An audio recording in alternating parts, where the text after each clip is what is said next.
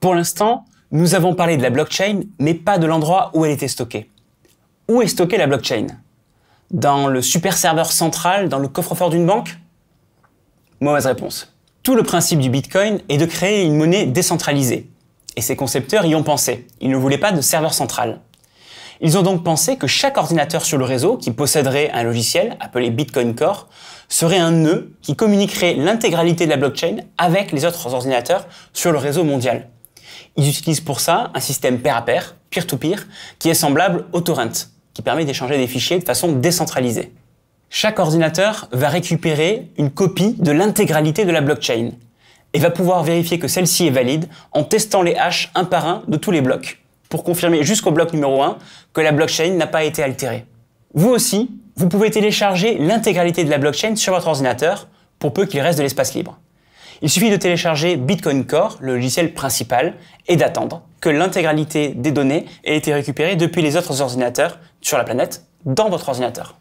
Il faut savoir que les ordinateurs du réseau vérifient constamment l'intégralité de la blockchain. En continu, ils vérifient que les hashes correspondent à ce qui a été indiqué et donc que tous les blocs sont les mêmes que depuis le début, qu'il n'y a pas eu d'altération par quelqu'un qui voudrait modifier l'historique. Mais du coup, comment les nouveaux blocs sont-ils créés? Eh bien, les blocs sont créés grâce à un système qu'on appelle le minage. Et là, on va parler des mineurs du Bitcoin. Vous savez peut-être qu'à une époque, il y avait la ruée vers l'or. Et il y a des gens qui étaient armés de pelles, de pioches, de piolets et qui allaient chercher de l'or pour devenir riches. Et bien aujourd'hui, on assiste à une nouvelle ruée vers l'or, mais virtuelle cette fois-ci, de gens appelés les mineurs qui cherchent à découvrir des bitcoins. Comment est-ce que ça marche? Vous vous souvenez de tous les ordinateurs dont je vous ai parlé, connectés entre eux à travers la planète, qui se partagent la blockchain? Eh bien, ces ordinateurs vont faire quelque chose de plus. En parallèle de posséder l'ensemble de la blockchain, ils vont faire un très grand nombre de calculs pour tenter de résoudre un problème mathématique. En réalité, ils vont essayer de découvrir quel est le contenu qui, haché, correspond à une suite de nombres qui démarre par un certain nombre de zéros. Comme les fonctions mathématiques de hachage ne fonctionnent que dans un sens, on ne peut pas partir du nombre qui démarre avec plusieurs zéros et retrouver le texte d'origine.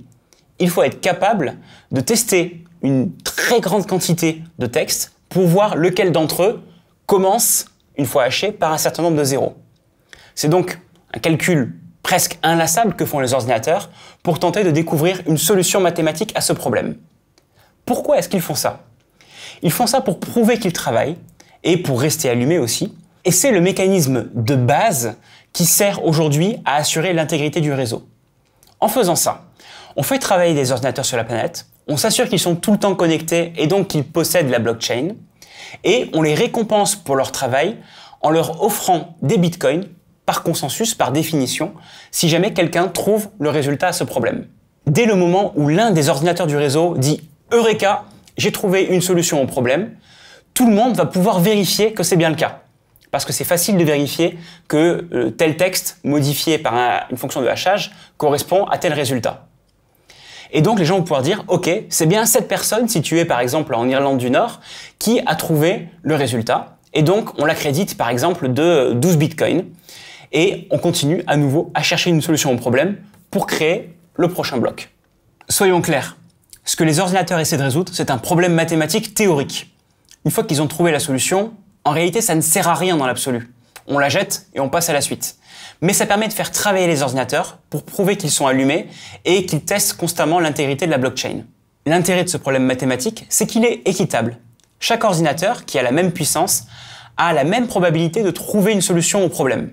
C'est ce qui permet une certaine équité. Évidemment, si vous avez des ordinateurs très puissants, beaucoup d'ordinateurs, vous avez plus de chances de trouver une solution au problème. Évidemment, la personne qui possède plus de puissance, par exemple qui possède de très nombreux ordinateurs très puissants, a plus de chances de trouver une solution au problème. À chaque fois que quelqu'un trouve une réponse au problème, on considère que c'est elle qui crée le bloc suivant. On l'accrédite par définition d'un certain nombre de bitcoins pour la récompenser de sa trouvaille, et on passe à la recherche du bloc suivant. Mais alors, ça veut dire que je peux devenir riche juste en laissant travailler mon ordinateur? On aimerait bien le croire.